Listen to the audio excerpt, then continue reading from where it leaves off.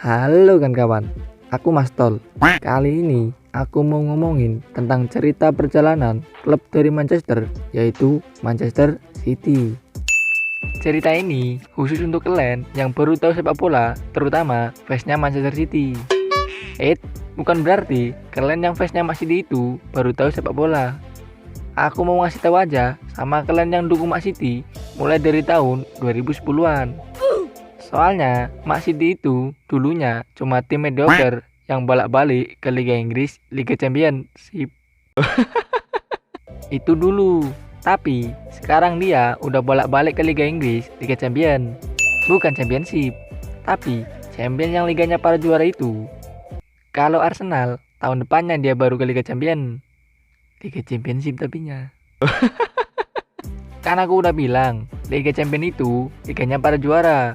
Mana mungkin Arsenal masuk Liga Champion? Masuk Liga malam Jumat aja, syukur-syukur ya kan? Kalau juara FA Cup. Tapi kan woi, sekarang Arsenal udah terpongkeng dari piala kaleng itu. Jadi, udah dipastikan ya woi. Bukan aku yang bilang ya woi, kalian sendiri yang bilang. Balik ke topik lah ya. Tapi sebelum lanjut, putar dulu intronya.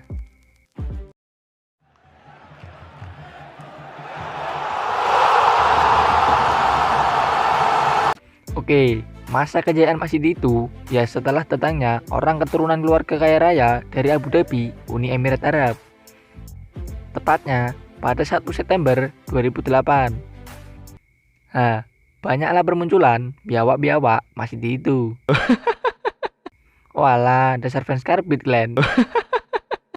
Kemarin aja, waktu ada kabar Newcastle mau dibeli orang kaya juga, banyak bermunculan akun fans karbit Newcastle itu.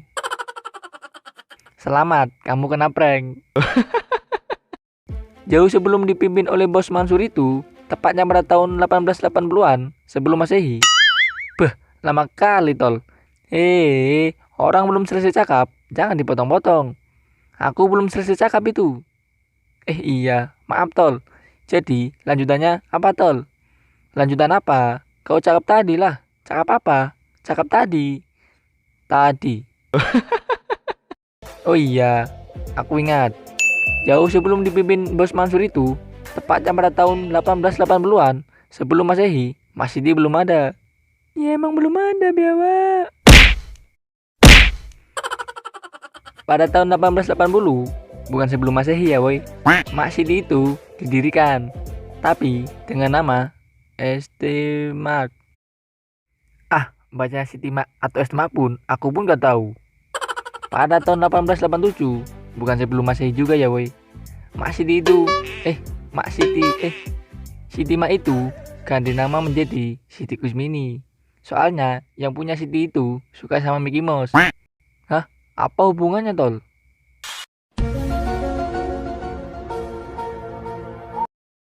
Oh, Mickey Mouse sama dengan si tikus mini.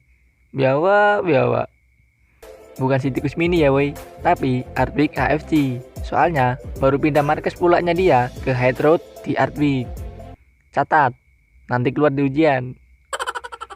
Apa nama baru City Mark atau sekarang Mark City setelah pindah ke Hyde Road di Ardwick? Si tikus mini pak. Yang betul Ardwick AFC biawak.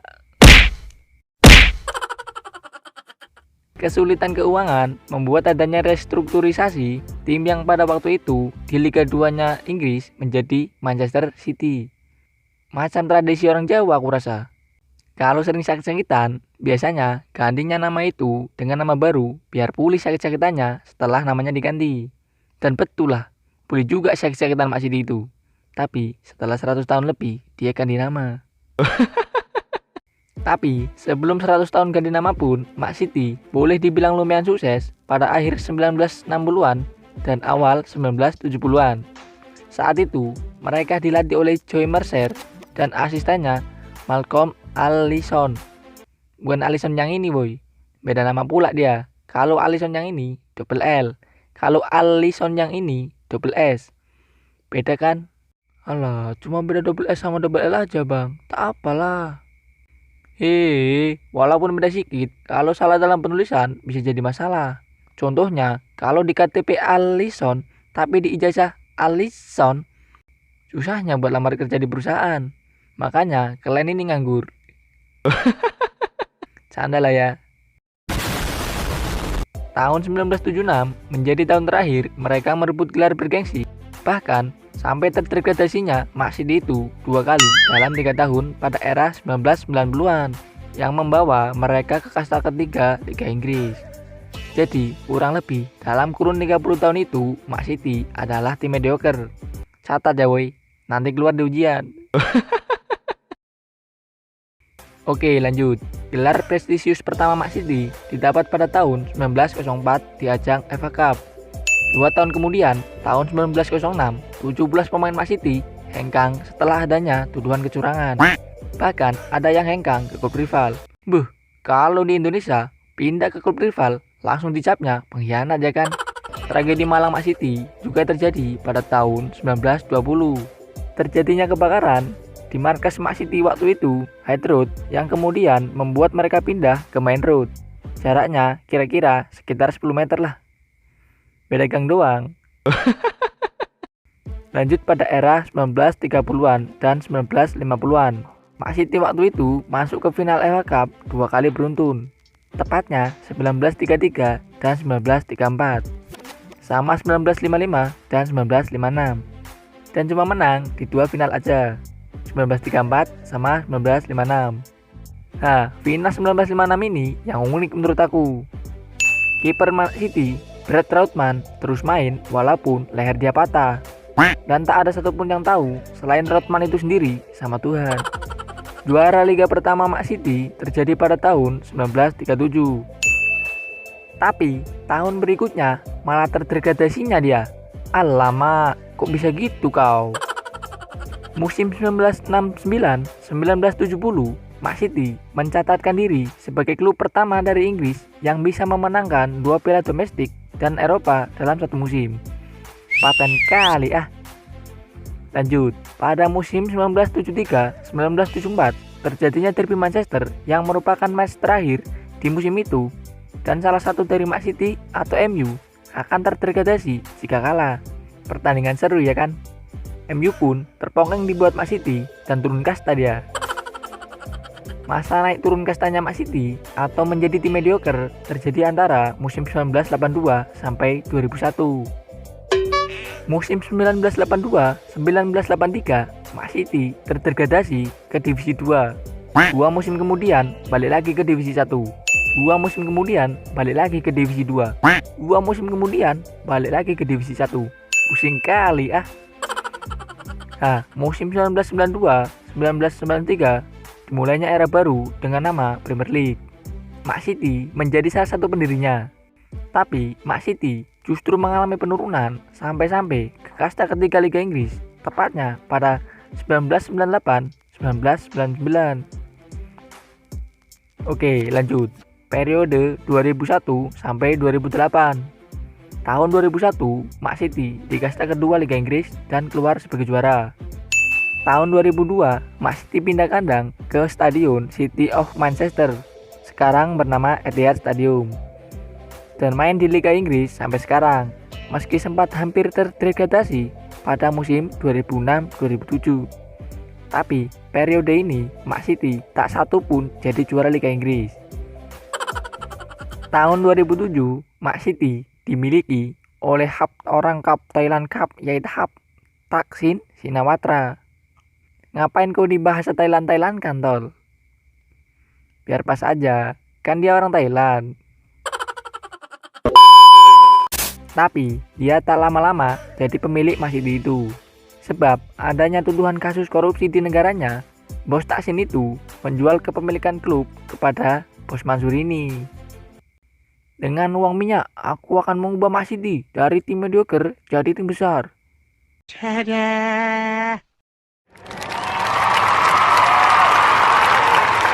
Disulapnya MAN City itu sama bos Mansur yang sampai saat ini MAN City selalu menjadi kandidat juara Liga Inggris. Kalau kandidat juara Liga Champion, entahlah, aku pun gak tahu. Nah, aku udah beli MAN City ini, tapi finansialnya masih bermasalah. Markasku di Manchester, aku harus bisa dapat duit di sini. Tapi di sini gak cuma klub aku aja. Aku harus bunggam itu klub orang supaya penghasilan di sini masuk ke klub aku. Macam itulah kira-kira cara Bos Mansur itu. Terbungkam bulanya publik Manchester United sekarang. Sebab mereka menjadi juara Liga Inggris terakhir kali pada tahun 2013. Sedangkan Man City 3 kali juara dari 2013 sampai sekarang tahun 2021. Dan kemungkinan akan bertambah lagi gelarnya sebelum MU juara Liga Inggris. Di tahun pertamanya, Bos Mansur gelontorkan dana 1,2 miliar pound sterling untuk membangun tim mulai dari pembelian pemain hingga fasilitas stadion. 1,2 miliar pound sterling kalau buat beli nasi padang di mukbang satu kampung pun gak akan habis. Pada awal era Bos Mansur, Man City datangin Robinho. Tapi tahu kalian, duitnya bukan dari duit Bos Mansur itu, tapi dari hasil minjem-minjem. Tapi ada alasannya juga woi. Manajemen Man City waktu itu ingin datangkan Robinho untuk dijadikan bukti kepada calon penguasa Man City bahwa tim ini masih memiliki ambisi besar untuk menjadi tim besar di Liga Inggris. Kasih tepuk tangan dulu woi. Masuknya Robinho menjadi langkah awal perubahan besar Man City. Era baru Man City bersama Bos Mansur dimulai. Publik mulai melirik geliat Man City dengan datangnya Robinho. Tapi datangnya Tevez lah yang membuat Man City dianggap akan menjadi klub besar di Liga Inggris. Mau siapapun pemilik baru Man City, tetap aku yang jadi juara. Hei, aku pun juga pengen jadi juara yuk. Tapi yang juara nanti jelas aku lah. Kalian pikir gampang jadi juara Liga Inggris? Susah woi, tanya aja ke Liverpool. Apa kau? Nanti aku juga bakalan juara sebelum kau juara, Nal. Tapi aku dulu kan yang juara. Musim ini kan aku yang juara. Pasti musim depan aku juga lah yang juaranya. Memang kalian-kalian ini kandidat juara, tapi tunggu 4-5 musim, tengok siapa ada juaranya. Macam itulah percakapan klub-klub Liga Inggris tahun 2007. Oke, lanjut. Alasan Bos Mansur mau membeli Man City yaitu karena fansnya setia, bukan fans karbitan. Selain itu juga karena keberadaan stadion baru City of Manchester yang sekarang namanya Etihad Stadium. Sebenarnya sebelum membeli Man City, Bos Mansur ternyata tertarik dengan Liverpool. Tapi gak akan aku bahas di video ini. Mungkin kalau kalian pengen tahu, aku akan buat khusus videonya. Tulis saja di kolom komentar. Itulah kisah sejarah Manchester City yang aku rangkum dari berbagai sumber. Oke kawan, segini aja aku cakap-cakapnya kali ini. Jadi pengen beli klub Inggris. Sayonara, aku Mastol, dan selamat kembali menjalani hidup Anda.